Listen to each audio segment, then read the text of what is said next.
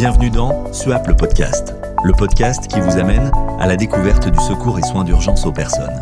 Je vous souhaite une très bonne écoute.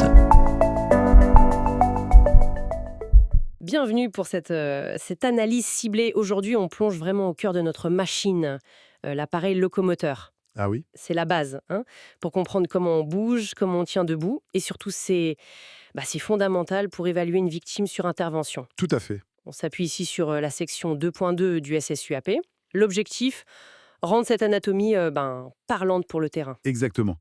Connaître les os, les articulations, les muscles, ce n'est pas juste de la théorie pour le plaisir. Non, c'est clair. Sur intervention, ça permet d'anticiper les lésions possibles après un choc, une chute par exemple. Et du coup, d'appliquer les bons gestes. Notamment, on pense tout de suite à une immobilisation efficace.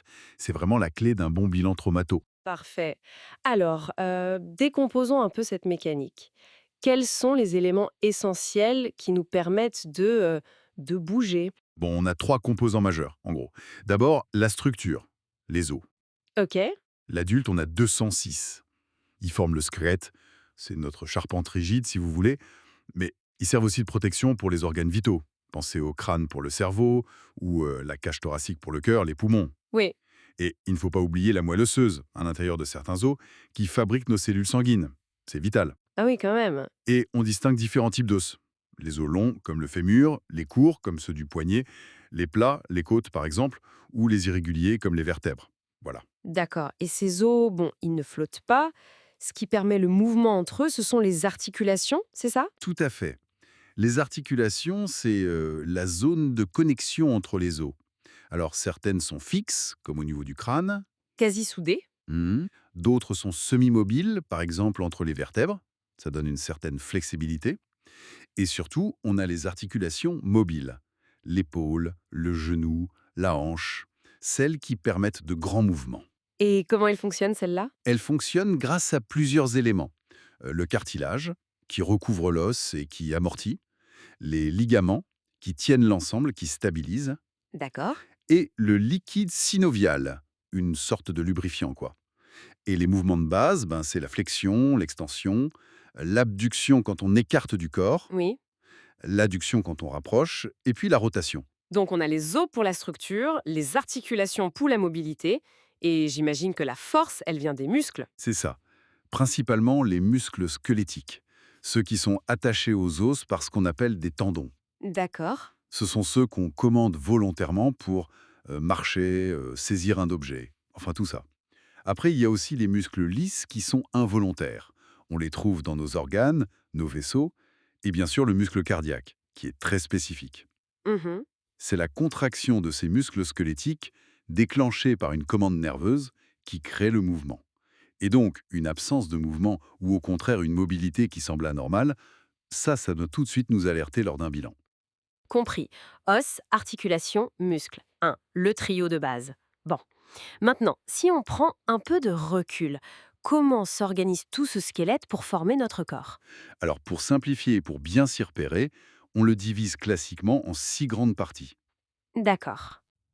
Ensuite, l'axe central du corps. La colonne vertébrale. Exactement. La colonne vertébrale, ou le rachis, c'est cet empilement de vertèbres, 7 cervicales en haut, 12 thoraciques, ou dorsales, 5 lombaires en bas, puis le sacrum et le coccyx, tout en bas. D'accord. Elle supporte la tête, et surtout, elle protège la moelle épinière qui passe à l'intérieur. C'est pour ça que l'immobilisation parfaite de l'axe tête, cou, tronc, c'est absolument non négociable en cas de suspicion de traumatisme. Vraiment. Essentiel, oui. Et autour de cette colonne, au niveau thoracique, on a La cage qui protège des organes vitaux importants. la cage thoracique, c'est ça, le sternum devant, les 12 paires de côtes sur les côtés qui viennent s'articuler sur les vertèbres thoraciques derrière. Ok. Elle abrite le cœur et les poumons. Une fracture de côte, par exemple, ça peut être très douloureux, mais ça peut aussi gêner la respiration ou même, dans certains cas, léser un poumon. Donc, observer la mécanique ventilatoire, c'est crucial. Logique. Plus bas, la structure qui fait le lien avec les jambes, c'est quoi? C'est le bassin. Il est formé par le sacrum, le coccyx et les os coxaux sur les côtés. Il fait la jonction entre la colonne vertébrale et les membres inférieurs. Et il protège aussi les organes qui sont situés dans cette zone pelvienne. Et là, attention danger, non? Une fracture du bassin? Ah oui, attention, une fracture du bassin peut entraîner une hémorragie interne massive. Parfois, on ne voit rien de l'extérieur, mais ça peut être gravissime, potentiellement mortel. C'est une zone à examiner avec beaucoup d'attention dans le bilan traumato. Un point critique, en effet. Bon, il nous reste les membres pour interagir et se déplacer. C'est ça. Les membres supérieurs, l'épaule, puis le bras avec l'humérus, l'avant-bras avec le radius et l'ulna, et la main avec tous ses petits os, carpes, métacarpes, phalanges. Ils servent à l'appréhension. C'est une fonction essentielle. Mhm. Et puis les membres inférieurs. Ah oui, la hanche, la cuisse avec le fémur qui est notre os le plus long et le plus solide, Oui, dont la fracture peut aussi saigner énormément. Ensuite, la jambe avec le tibia et la fibula. Et enfin, le pied avec tarse, métatarse, phalange. Eux, ils supportent notre poids et nous permettent de marcher, de nous tenir debout.